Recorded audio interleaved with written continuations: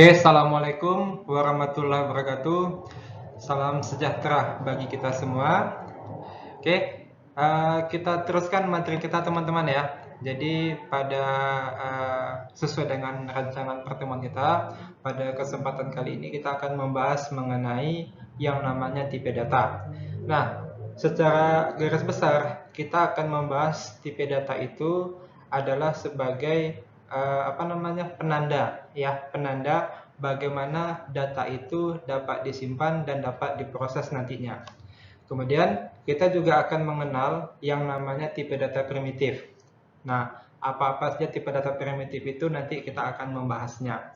Nah, sebenarnya tipe data itu ada dua. Yang pertama adalah tipe data primitif, kemudian tipe data reference.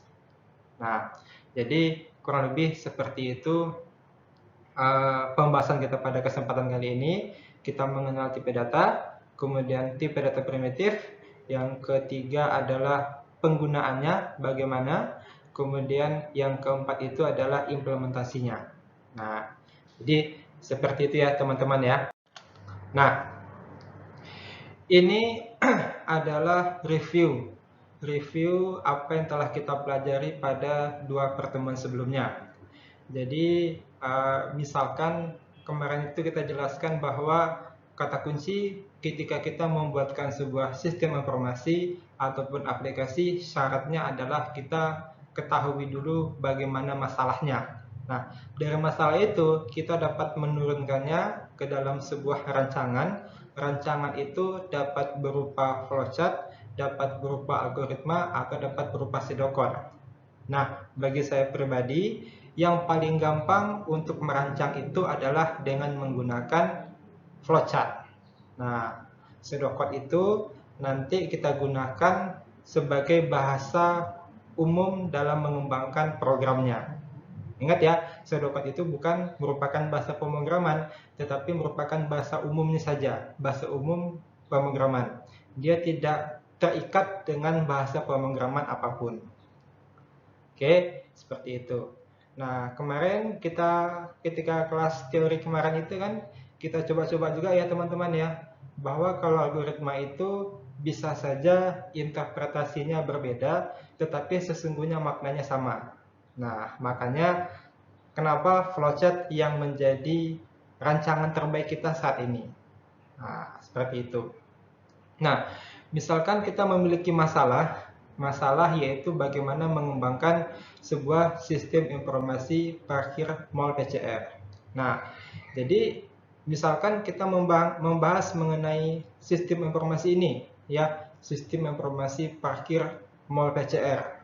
Nah, berarti kita tidak memikirkan bagaimana penggunanya, siapa penggunanya, tetapi yang kita pikirkan sebenarnya adalah bagaimana aliran datanya.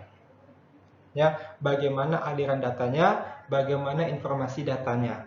Jadi misalkan contoh aliran datanya itu misalkan kita hanya memikirkan dan memfokuskan jenis kendaraan yang ada atau yang parkir di mall PCR.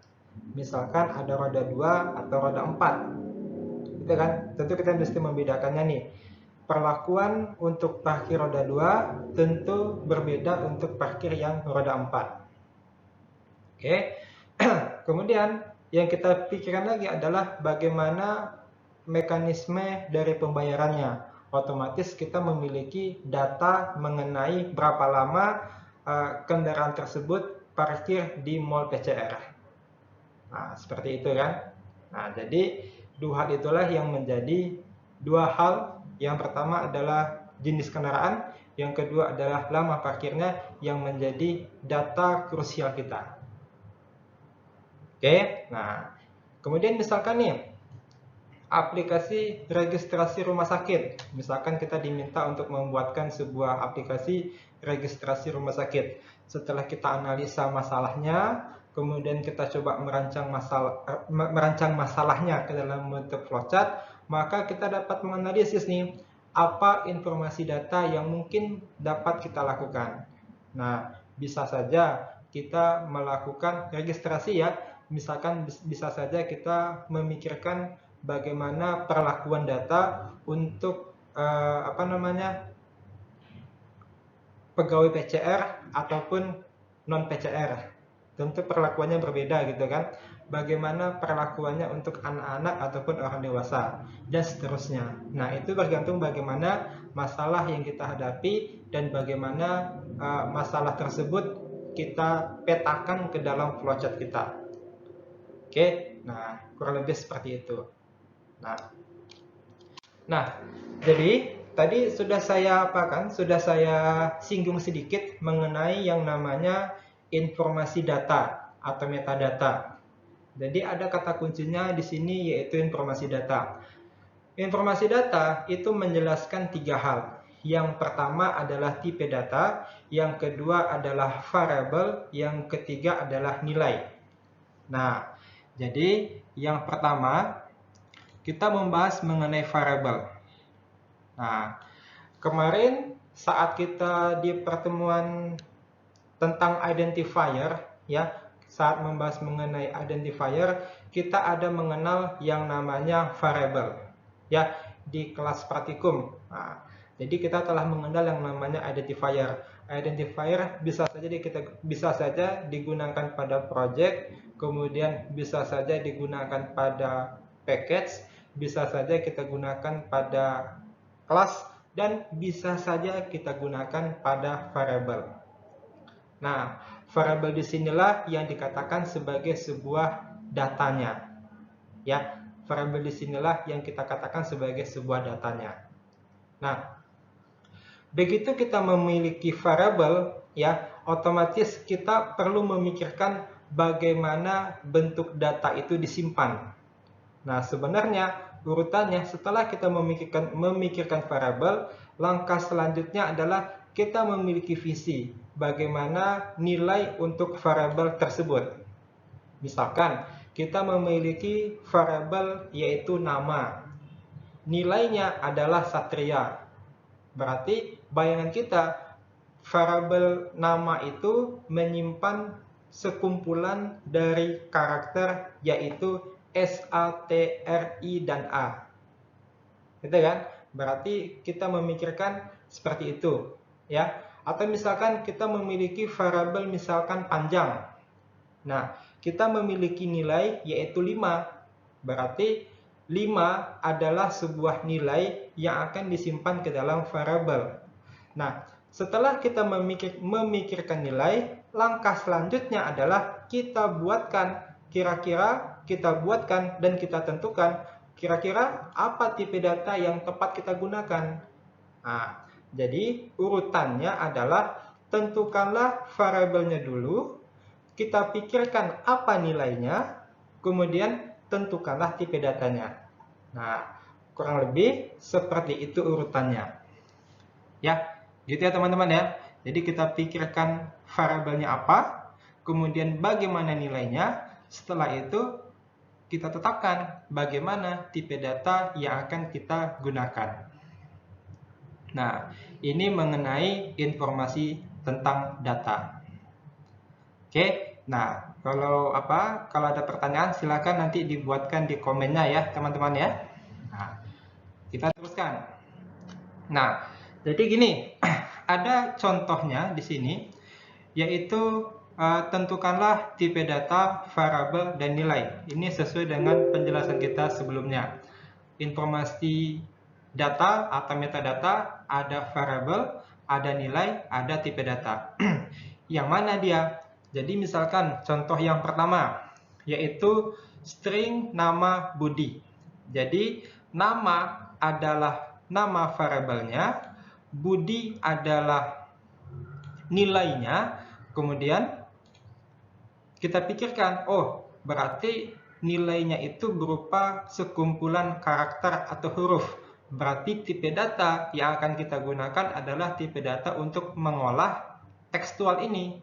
Jadilah yang kita gunakan adalah tipe datanya string. Nah, begitu juga ini contoh yang lain. Misalkan kita memiliki variabel yaitu nilai huruf. Gitu kan? Kemudian nilainya adalah A. Nah, kita pikirkan kira-kira nilai A ini untuk variabel nilai huruf tipe data apa yang kita gunakan? Nah, kita simpulkan bahwa untuk satu karakter huruf saja ataupun simbol-simbol yang lainnya saja, berarti tipe data yang akan kita gunakan adalah char. Nah, kemudian contoh yang lain, misalkan kita memiliki variabel nilai, namanya nilai, kemudian nilainya adalah 80, maka kita memikirkan untuk berupa bilangan, tipe data apa yang akan kita gunakan.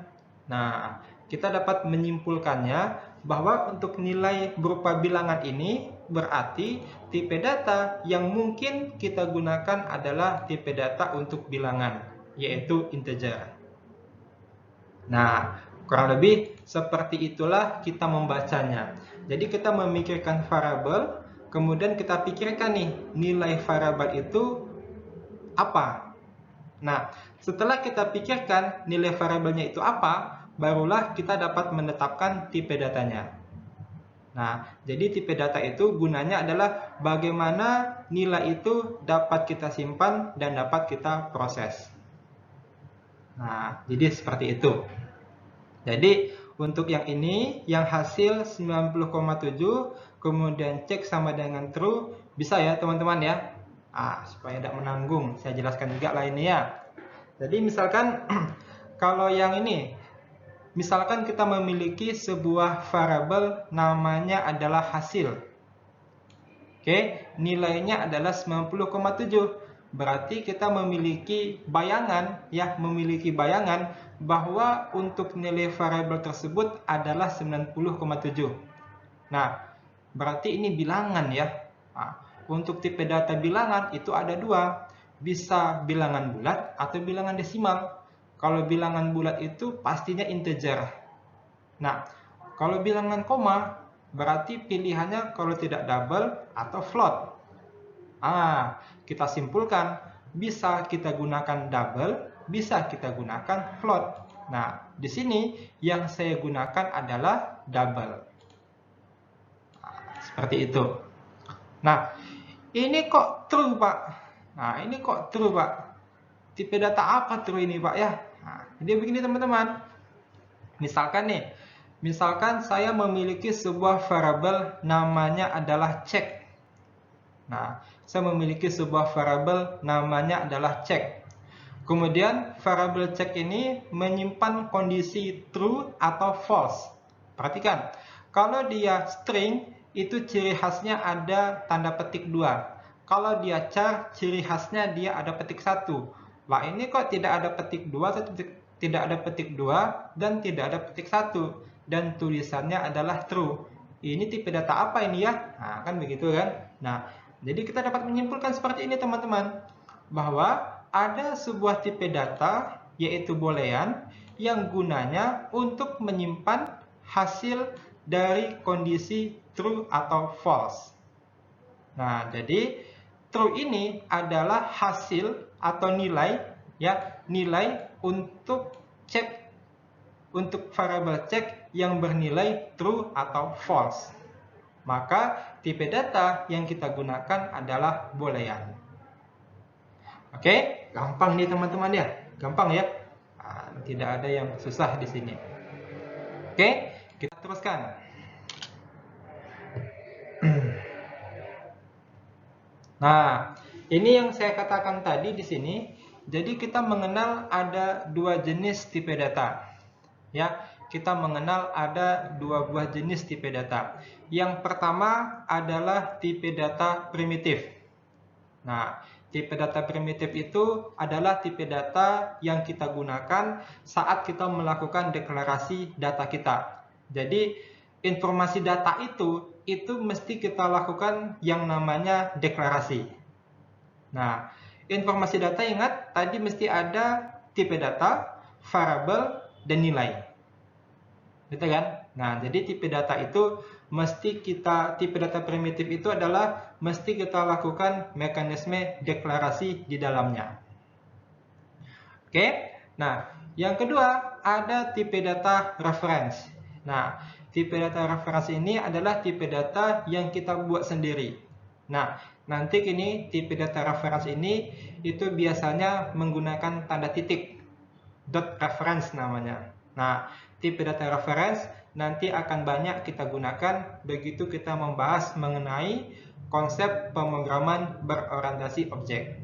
Jadi, untuk Alpro ini yang kita fokuskan adalah tipe data primitif saja. Oke, gitu ya teman-teman ya. Nah, ini dia. Jadi sebenarnya tipe data itu untuk gampang mengingatnya itu kita buatkan saja kelompoknya seperti ini. Nah, ada tipe data yang digunakan untuk pengolahan tekstual.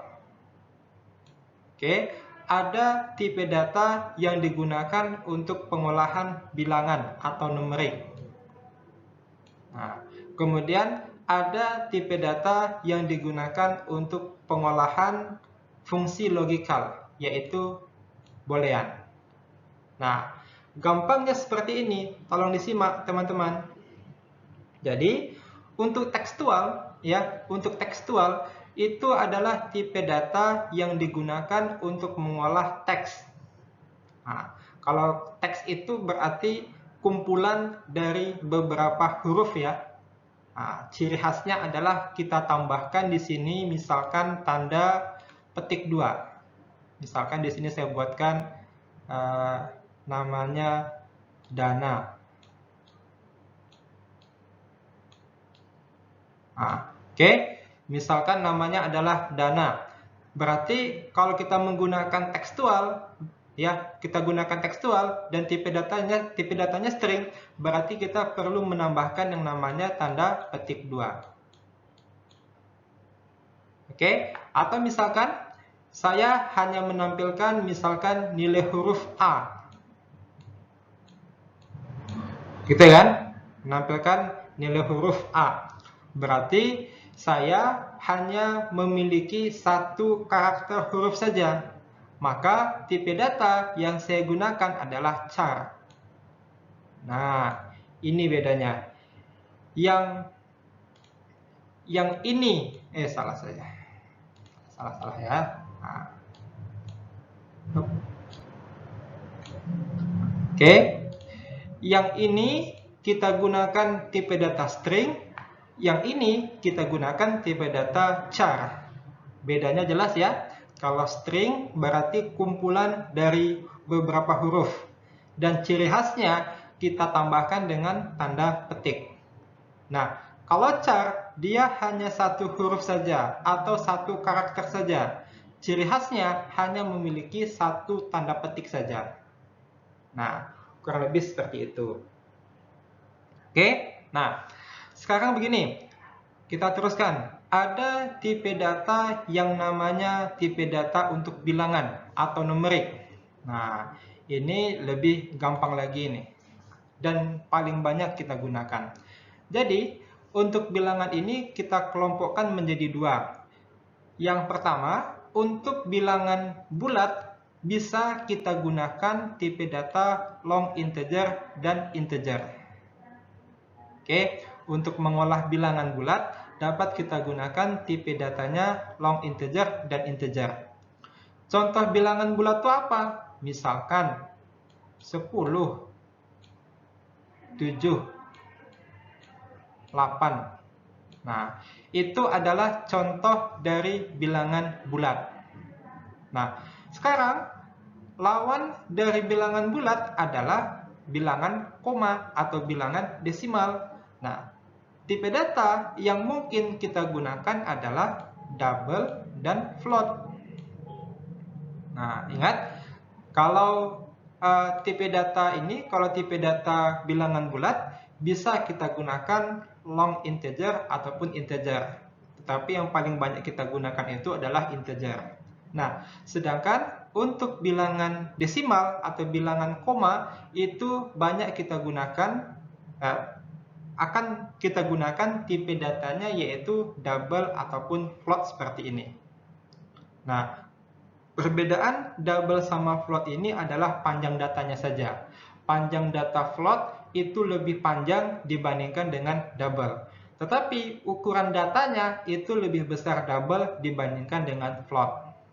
Nah, contoh bilangan yang dapat kita gunakan untuk tipe data double, contohnya seperti ini. Misalkan ada bilangan 3,5. Nah, berarti 3,5 ini merupakan bilangan koma.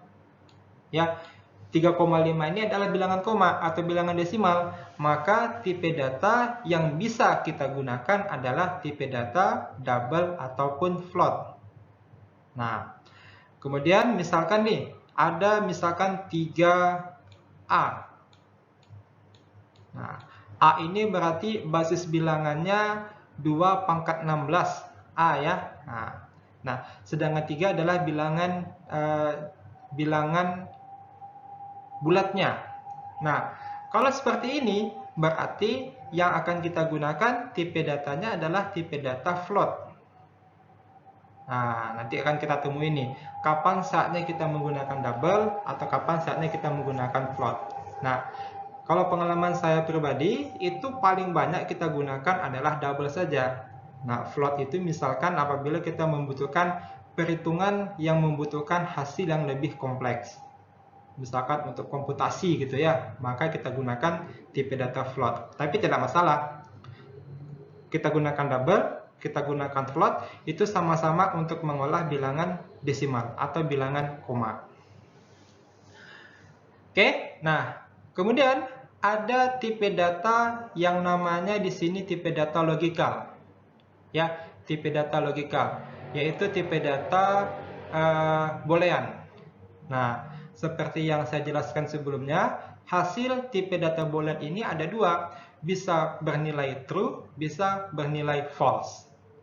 Jadi hanya ada dua nilainya, true ataupun false. Nah, oke, jadi jangan khawatir, jangan dihafal ini bagaimana tipe data ini. Nanti saya jamin sambil jalan ya, seiring dengannya jalan, teman-teman akan mahir dan teman-teman akan dapat memutuskan tipe data apa yang tepat kita gunakan untuk merancang program kita. Nah, seperti itu. Jadi ingat ya, tipe data ini nanti kaitannya adalah ketika kita menetapkan informasi data. Nah, implementasi informasi data itu adanya di saat kita melakukan yang namanya deklarasi data kita. Oke, paham semuanya ya? Nah, oke, mantap. Nah, kemudian,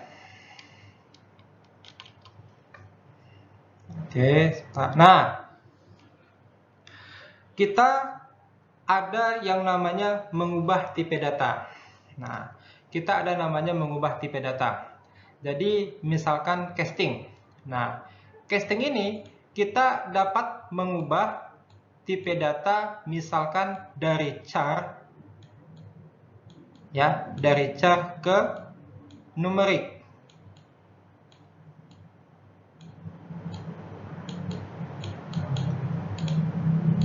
Nah, oke, atau sebaliknya dari numerik ke char. Nah, itu ada tabel ASCII namanya. Nah, jadi kita dapat mengubah dari karakter ke numerik ataupun dari numerik ke char.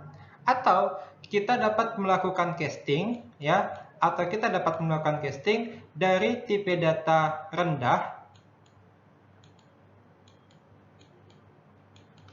ke tipe data yang tinggi.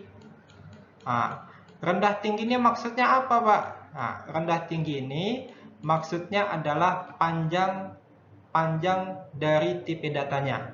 Jadi, yang paling besar itu adalah double. Yang kedua adalah float. Yang ketiga adalah long.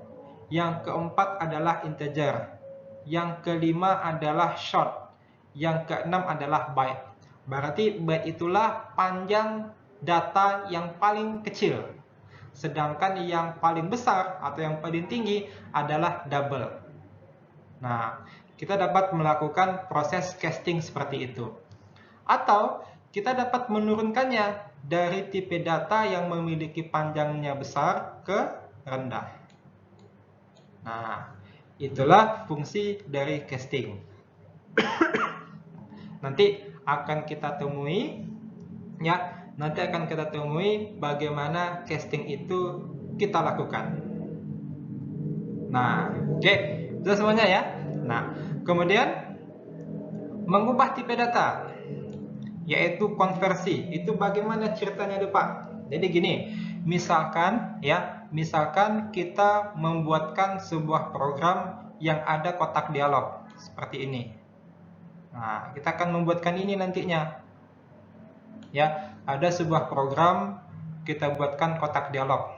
Nah, kalau kita membuatkan kotak dialog seperti ini, berarti yang kita gunakan library-nya adalah Java Swing. Nah, Java Swing.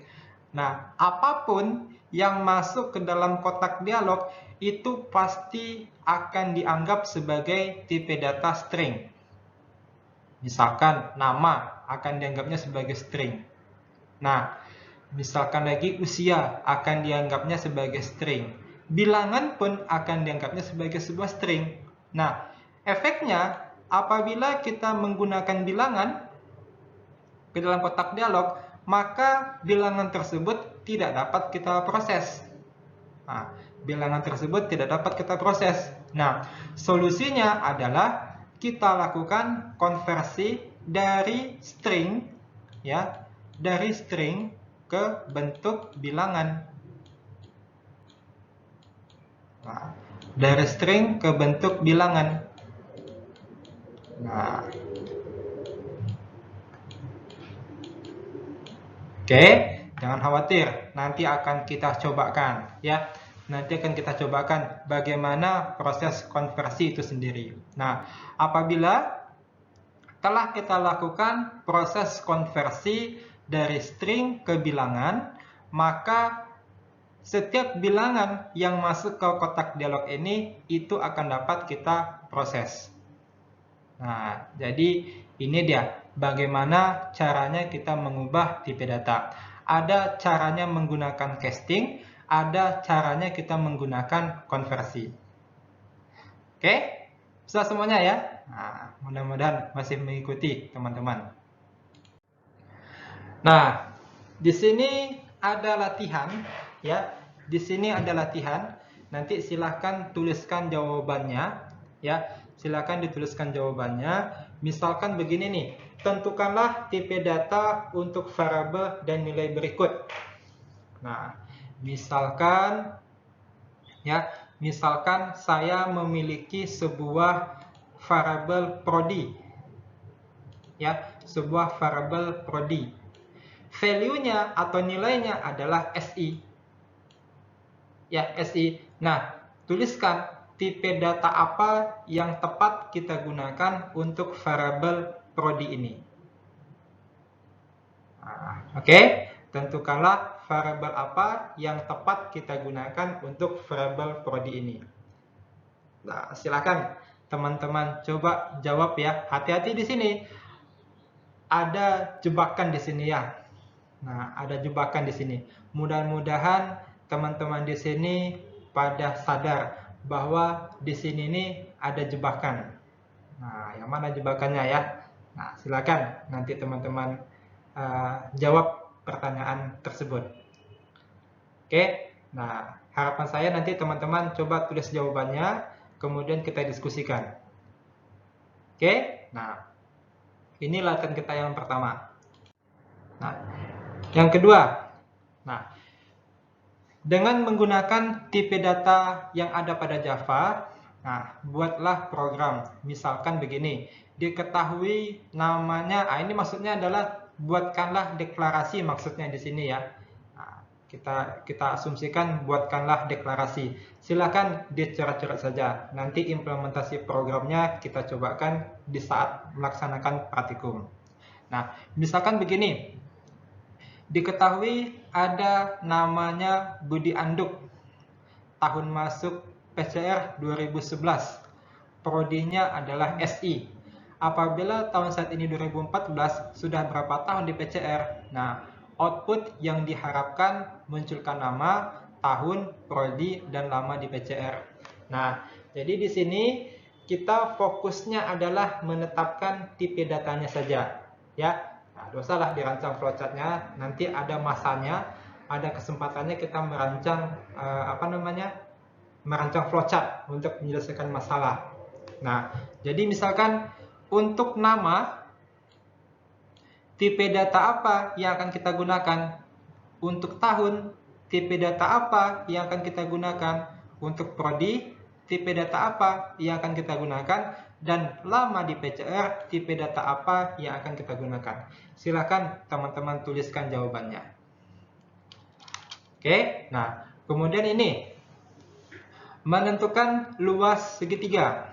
Nah, oke, diketahui alas 5, tinggi 3. Oke, tentukan tipe data apa yang akan kita gunakan. Kemudian ada luas di sini. Nah, tentukan tipe data apa yang akan kita gunakan. Oke, nah, kemudian menentukan apakah mahasiswa lulus atau gagal. Berarti nanti jawabannya adalah true atau false saja dari nilai yang kita masukkan ke dalam kotak dialog. Nah, oke. Jadi tentukan tipe datanya dulu. Jangan kita buatkan programnya dulu, tetapi kita tetapkan dulu tipe datanya apa, kemudian bagaimana bentuk deklarasinya. Oke. Nah, tipe datanya dulu ya. Teman-teman tetapkan. Untuk menetapkan kelulusan mahasiswa, silahkan tentukan tipe datanya. Kemudian untuk nilai, silahkan tetapkan tipe datanya. Oke, nah silahkan teman-teman tuliskan jawabannya ya. Nah, dan kita diskusikan. Oke, nah ada pertanyaan di sini? Nah, kalau tidak ada ya. Kalau ada, kalau ada dulu ya. Kalau ada silahkan ditanyakan melalui grup kita ya, baik melalui Classroom, melalui e-learning ataupun melalui grup WA kita. Ya. Nah, jadi saya tutup pertemuan kali ini. Terima kasih atas perhatiannya. Ya, jangan lupa ya dicoba-coba latihan kita yang sebelum-sebelumnya itu. Mudah-mudahan mendapat pemahaman yang baik mengenai tipe data ini. Oke, nah saya tutup dulu ya teman-teman ya. Terima kasih atas perhatiannya. Assalamualaikum warahmatullahi wabarakatuh. Salam sejahtera.